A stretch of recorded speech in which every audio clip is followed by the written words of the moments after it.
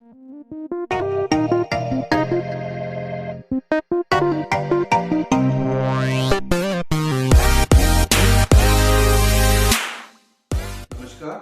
प्रवीण कुमार। आज मैं आप सबके सामने अगली कविता के साथ आया हूँ जिसका शीर्षक है सफलता की राह। ये जो कवि हैं उनका नाम है अंकेश्वर प्रसाद महिपाल जी। अंकेश्वर प्रसाद महिपाल। बहुत सुंदर कविता है, बहुत छोटी सी कविता है, शायद 1.5-2 मिनट की रहेगी। और अगर आप इस कविता को सुनेंगे तो आपको एक गुरु मंत्र मिलेगा जिससे आपको एक प्रेरणा मिलेगी कि किस तरीके से आप जिंदगी में आगे काम कर सकते हैं। तो शुरू करते हैं कविता जिसका शीर्षक है सफलता की राह। किसी नए काम का आगाज करके देखो। किसी नए काम का आगाज करके देखो।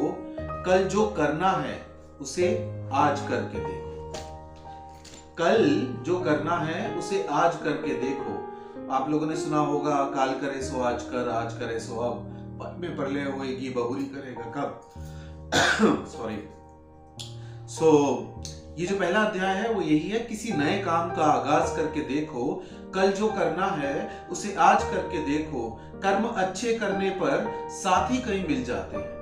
कर्म अगर आपके अच्छे होंगे तो आपको कई साथ चलने वाले मिल जाते हैं। तो कर्म अच्छे करने पर साथी कई मिल जाते हैं। कम से कम एक बार आगाज करके देखो। कम से कम एक बार आगाज करके देखो। लक्ष्य स्थिर रख तू अपना। लक्ष्य स्थिर रख तू अपना। बड़ो मंजिल की और तुम काम करने का नया अंदाज करके देखो। और आगे वाला जो अध्याय है वो बहुत ही खूबसूरत है, जो इस तरीके से आएगा कि महत्वता नहीं होती कोई। महत्वता, इंपॉर्टेंस, महत्वता नहीं होती कोई लकीर पीटने वालों की। सुधार की खातिर नया काज करके देखो। पग चूमेगी सफलता यदि खुद पर विश्वास है तुमको। सफलता is gonna touch your feet if you have a confidence on yourself. So पग चूमेगी सफलता यदि कभी खुद पर विश्वास है। आत्मविश्वास पर अपने कभी नाज करके देखो। बंधे रहोगे कब तलक।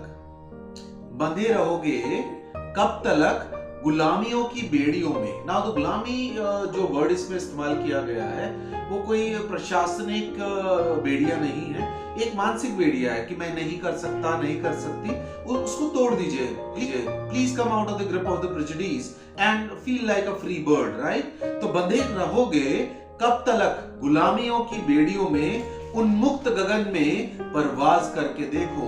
उन्मुक्त मतलब खुला आसमान के अंदर कभी उड़ के देखिए। वो जो मजा है, जो लिबर्टी है, जो आपको जो एहसास होगा वो अलग ही लेवल का होगा। तो बंधे रहोगे कब तलक गुलामियों की बेड़ियों में। उन्मुक्त गगन में परवाज करके देखो। हाँ में हाँ सदा। When you talk to somebody, you know it is been said, आप किसी की बात अच्छी लगे ना बुरी लगे, लेकिन उसको खुश रखने के चक्कर में आप बोलते हो हाँ आप सही हो, बल्कि आप you don't see eye to eye। आप उनसे मतभेद रखते हैं, लेकिन फिर भी आप मनभेद नहीं रखना चाहते, इसलिए आप हाँ में हाँ मिला देते हैं। तो ये लास्ट की कुछ पंक्तियां उसके लिए हैं कि हाँ में हाँ सदा ना मिलाते ही रहना। हाँ में हाँ सदा कभी मिलाते ही ना रहना। मार्ग यदि बुरा भी हो तो ऐतराज करके देखो। If you are not agreeing to somebody, try to speak out, no, I do not agree with you. Get those guts, अपने अंदर हिम्मत लाइए किसी भी बुराई की चीज को मना करने का, ना करने का। तो हाँ में हाँ सदा ना मिलाते ही रहना। मार्ग यदि बुरा हो तो ऐतराज करके देखो। आखिरी की 2 लाइनें इस तरीके से है, बिठाएगा सर आंखों पर जहान सारा तुम्हें। बिठाएगा सर आंखों पर जहान सारा तुम्हें। दिलों में कभी सबके राज करके देखो। दिलों में कभी सबके राज करके देखो। नमस्कार, प्रवीण कुमार। इस पंक्तियों के साथ आज की कविता मैं यही खत्म करता हूँ। अंकेश्वर प्रसाद महिपाल जी को कोटि कोटि नमन। उन्होंने बहुत सुंदर कविता लिखी और आज मुझे ये प्लेटफॉर्म मिला, मुझे ये मंच मिला जिसमें मैं आपको कविता का पाठ कर रहा हूँ। धन्यवाद। अपने स्वास्थ्य का ध्यान रखें, अपने परिवार का ध्यान रखें, and never surrender and try to do best of yours in your life.